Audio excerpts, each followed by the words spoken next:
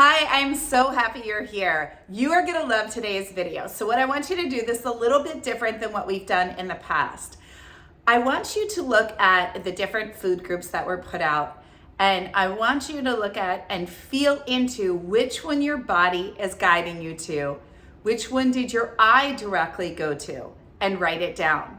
And then we're gonna dive into today's video where I'm gonna break down for you your exact personality type, the way in which you eat for your body, and what may be coming up for you subconsciously that is driving not only the way you eat, but the way that you're living your life and the way that you think and the way that you are achieving or not achieving your dreams and goals, and in particular goals that you have for yourself, for your body, and for your life, okay? So this is all encompassing, but here is the deal. I'm a holistic nutritionist, a holistic spiritual nutritionist that's also an intuitive.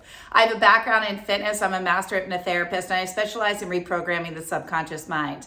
What my intention to do here today is to help you understand the patterns in the way that you're eating and what's going on for you in a subconscious plane, and how that's impacting the food choices that you make day in and day out.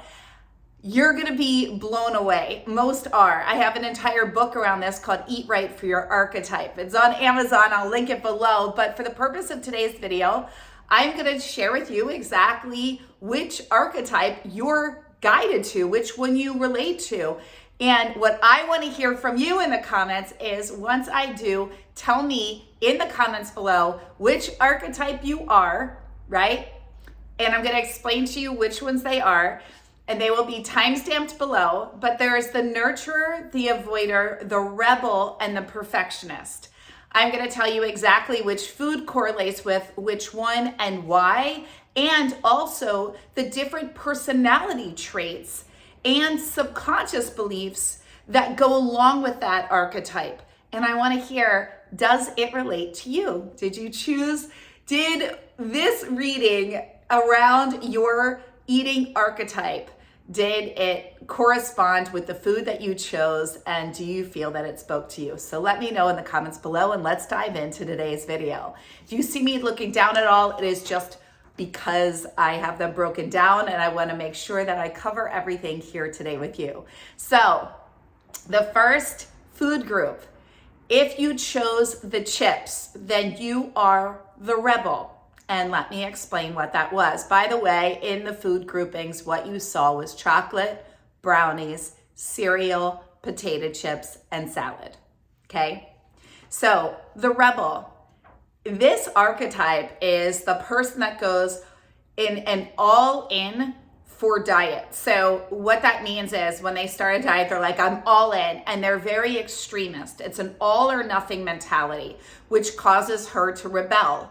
As I always say, wherever you're strict will rebel. She places such high demands and deprives herself that she then rebels against herself with a, I deserve this, after the day I had, for example, commentary that she'll say to herself. That everything all or nothing mentality. She works in these extremes. Her underlying belief is that she is not worthy. You will see this in her life in the form of procrastination, having issues with authority. She doesn't like to be told what to do. Relationships, money, and taking risks, okay? So let's just dive back into that really quick. The rebel is all or nothing mentality, operates in extremes, does not like to be told what to do. You will find she will often be an entrepreneur or find herself in entrepreneurial positions if she doesn't start her own thing. She has her own ideas around doing this. However, she will end up rebelling against herself often. That's the biggest caveat here. And this all or nothing extremist mentality means that there's very little balance. And I know we can say balance is elusive, but she's not living in the gray. It's very black or white. And what I would say for this archetype, the rebel, is really about balancing out. It's about looking at what would it be like if we started to create aspects in life that nurtured her more and didn't have her living in such extremes. The rebel often will run late for things. She runs on the high of the drama of being late, of having to get there, pushing the envelope, waiting till the last minute for things. So we could often say that that could be under a procrastinator, but it also lends itself well to the rebel. Why with the potato chips? What is that all about? Well, the rebel really, her primary thing is she's looking for that aspect of control. And she also likes to push the boundaries where she's not in control with those extremes.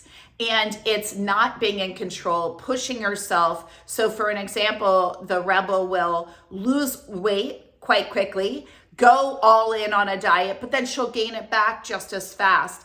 And she'll know that it's happening. She'll see that it's happening, but she won't do anything about it until it's gotten to the point of really being uncomfortable. It's the same thing with running late, having that drama impact, right? Running on the extremes. So what is helpful for her is having grounding. What's helpful for her is having balance. What's helpful for her is learning what she needs on a day-to-day basis and how she can intercept that pattern before it's gotten to the point of being detrimental to her success. Okay? I dive deep in this in my book, but I really want to share this with you because we often don't realize that food is fascinating. The way that we eat is wrapped up so much in how we believe about ourselves and how we operate in the world. It's never just about food. So I kind of geek out on this. I mean, that is why I'm a nutritionist, but let's dive into the next. So salad. Salad goes along with the perfectionist. Now, the perfectionist is not what you think. The perfectionist does not mean that you look perfect all the time and everything is always so put together and your house is perfect. The perfectionist is the archetype that is, and when I say this, and it doesn't mean that they judge others, but they harshly are judging themselves. They are their own worst inner critic in general. Their inner critic is on fire. Remember, there is no such thing as perfection. So no matter what, the perfectionist is always dissatisfied with herself. It's never enough. And she likes to portray to other people that she's got it all together. She doesn't want anybody to know what's really going on inside of her. She might, always have a smile on her face. Yes, I'm good. Everything's good. But inside, she's really struggling. And so let's get into this. Everything is perfect. She looks perfect, happy, acts perfect, is diligent about her diet and her workouts. The perfectionist might even fall under orthorexia nervosa in her tendencies, where if you were wanting to correlate it with some disordered eating where, it's, oh no, I eat this way, I don't eat that, I have this. There's a lot of restriction, a lot of elimination, a lot of, and it's all under the guise of I'm just healthy, right?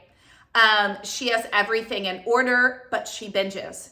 There is little room for joy and pleasure. She lives in extremes of black and white, so she's either at her perfect weight or striving to get there, even if it's 2 pounds, 1 pound, 5 pounds, and tirelessly beating herself up until she does. Her self-worth is defined by her weight. Her underlying belief is she is not enough, right? The rebel is, her underlying belief is I am not worthy. The perfectionist is she is not enough, okay? So I think that one's pretty self-explanatory. Now the next one is the nurturer. The nurturer's food group is the brownies and chocolate, right? Here is the nurturer. The nurturer is the minute she loses weight or starts to see results and feels good about herself, she sabotages her success. Her underlying belief is she is not deserving or enough. This is the same for her, but very strong for this archetype, okay? She, very, very strong. This not enoughness is very strong. She also sabotages in fear of what if I get my dreams?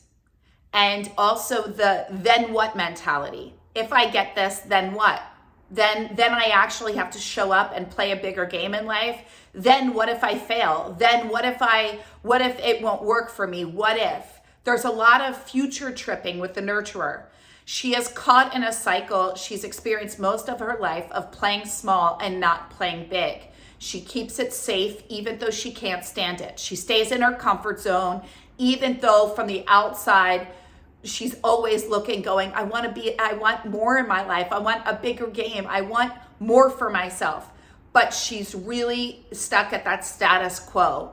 And it's because she believes, right? She's really caught in, if I get my dreams, then what, right? She sabotages from that space. So this is really, she's caught in fear. She's caught in future tripping, and her underlying is, I am not enough. So the foods that she goes for are comfort foods, nurturing foods, foods that feel indulgent, that can bring her to a place of feeling satisfied for the moment. And that satisfaction in that moment that she gets from the brownie or from the chocolate, right? Or from cakes or pastries or indulgences of that nature satisfies her desire to rise higher momentarily until it doesn't. Right? The perfectionist, the salad, it's putting on a front. It's, yes, I love healthy. I'm healthy. I've got everything figured out. And inside, she's just constantly beating herself down and judging herself, right? The rebel goes for the chips because what she really wants to seek is certainty and to feel balanced and control. But the chips pull her out of having to think about it. She can munch on the chips and it makes her feel like she's in control, right? It gives her a sense of distracting her mind from feeling out of control in these extremes. Do we see how the food correlates, right? Now, for the avoider, right? What was her food? It was cereal. Right? It's a comfort, it's a crunch. And for the avoider too, this can also be things that are in that crunchy, but also like cookies and, like granola. So it doesn't have to be just cereal. It's that nurturing, crunchy, but still it can be sweet. It doesn't have to be. Don't be so caught up in the sweet or the salty. Go more for the experience, right? The avoider loves to sit and she could just keep filling up a bowl of cereal over and over again. And because it's a way, let me dive into the psychology behind it. The avoider is the person who always talks about needing to diet, hating her weight. It's always something she talks about, and feeling fat and never doing anything about it. Or if she does, it's only for a few days. She stops and starts. This same person probably never looks at her bank statements, is living with past regrets, and has many unfinished projects, and probably has a lot of clutter, right? Her underlying belief is she doesn't believe what she wants is possible or possible for her. So instead, she ends up avoiding and just not really trying. Because at the end, if the underlying belief is it's not possible for her, consciously, she can do the action, she can plan for the plan for the plan. That's another thing that the avoider likes to do. They like to do a lot of planning, but there's very little action, okay? And so cereal is a great distraction. She'll just keep filling up that bowl and she'll think about all the things that she needs to do, and she's ruminating, and in her mind she's got the plan going. Before she knows it, she's either eaten a half a bag of this or a sleeve of cookies or almost like a box of cereal. And she's done a lot of mental work around it, and she uses her mental work as it almost like tricks her into thinking she's done a lot of actual action and work. And so the avoider lives in this state. So what I want you to do when you're thinking about these foods is I also want you to think, how do they relate to me in the way that I see myself? How do they relate to me in the way that I live my life? How do they relate to me in the beliefs that I have about who I get to be, right? Because many will say it's never about the weight, that whatever is going on in your external state, right, around your body, is really a reflection of what's going on internally and what you believe you're deserving of having and how you're living in other areas of your life. My intention here today is to shed light and to bring you to a deeper understanding about yourself, because it's only through awareness that we can step into a different level of change for ourselves. It's only through us understanding ourselves that we can get to the other side. None of this is intended to have you feel bad. So I want to know from you, which archetype are you? And the next thing that I want to do here, I'd love for you to put in the comments below, and any ahas that you had, does it speak to you in your life? Does it relate, right? And if not, tell me that too. I'm here for you. I'm here to support you in feeling and looking amazing, right? Let's take our pressure off of being on diets so that you can put your energy and attention into your dreams, into becoming the incredible woman that you're meant to be, right? You're already her. I want you to know that. What all of this is, with any of it, is you're already that you already are her. And often I find that the food stuff and the tie-in with the weight and emotional eating or any disordered eating or just always dieting, it's just a way to distract us from what we really want in life. And so what if we remove the distractions and remind ourselves that we're meant for the life, we're meant for the dream, we're meant to have it all, and that it's there for us. And maybe this is just one little thing that's getting in the way, and we get to look at it. And once we look at it, we find freedom, right?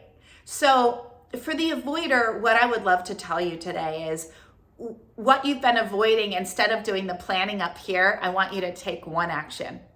For the nurturer, right? The woman who is afraid of playing a bigger game.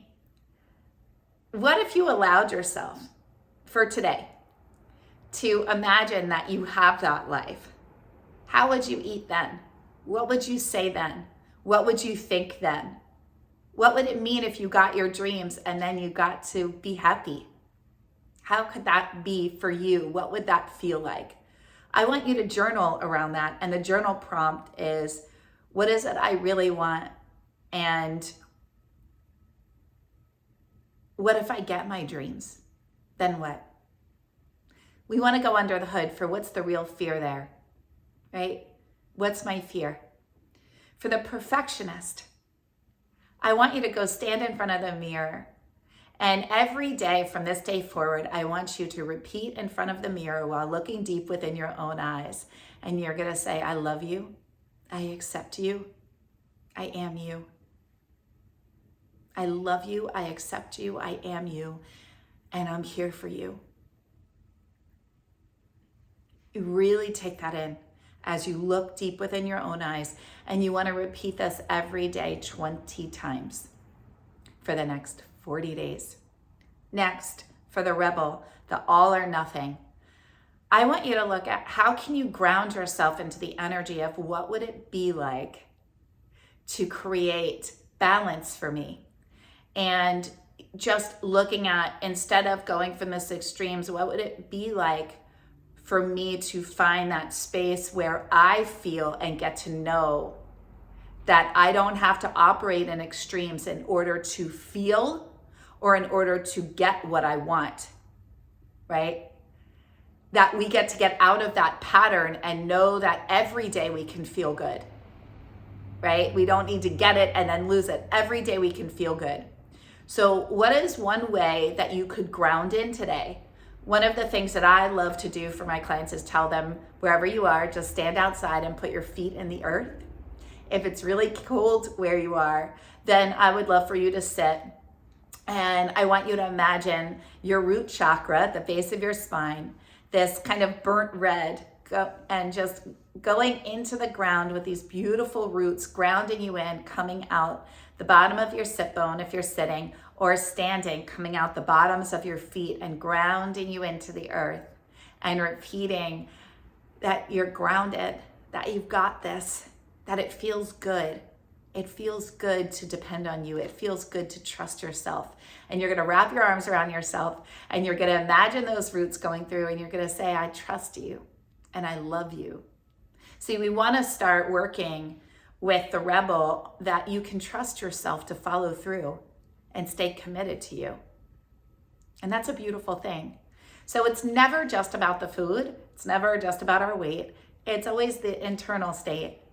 And so I really hope that you enjoyed today's video. If you want to learn more about in Eat Right for Your Archetype in my book, I take you through exact processes and exercises. I also share with you exactly like an actual like mini eating guide that's right for you to kind of heal this archetype and transition into the whole you, right? The whole woman. And I also, not only that, but we do a lot. It's like a step-by-step guide and workbook. So that's on Amazon. I will link it below. If you want to take my Eat Right for Your Archetype quiz, by the way, I do want to say you might resonate with 2 of these. That's okay. There's going to be one that's dominant and there's usually one that's secondary. So I did want to preface that. And if you want to take the quiz, if you're like, I don't know, you most likely related to all of them, but there's one that's dominant and one that's secondary that really speak to you, okay? Let me know in the comments below if you want to take the quiz to find out more. I will put that below. And if you want to work with me in any capacity, all the links are below for my courses, programs, products. We have our Love Your Body, Lose the Weight program on sale now for 70% off. This is my signature flagship program. It's incredible. If you have struggled with your weight for more than a year, I always say you don't have a weight issue. You're in a relationship with food and a lack of one with yourself. This program will not only have you release weight, but it will heal your relationship with food and with your body for life. It's the exact thing that I did, that I was divinely guided to create, that I've helped thousands with around the world. And if it calls to you, the link is below. It's on sale now for the month of March. And we also have an intro rate into Limitless Academy. This is my membership program. And for this month only, we have a $97 intro rate. Come in and learn how it's my life and body mindset mastery program, where we dive deep. It's live. You meet me 3 days a week, 3 Mondays a month live. And then you have me daily on real-time walkie-talkie app for daily coaching, guidance, answering your questions, Facebook group, and 5 years of content. You have everything you need in there, and workbooks, resources, hypnosis, meditations, all the things. That's Limitless Academy. March Madness doing a big sale down below. And I'd love to see you in all the spaces and places, and show up here and just share if you like this video and got a lot from it. I appreciate you, and I will see you next week. Subscribe if you haven't already. I put out 2 videos a week and my shorts and post daily. So all my love, guys. I'm so grateful for you.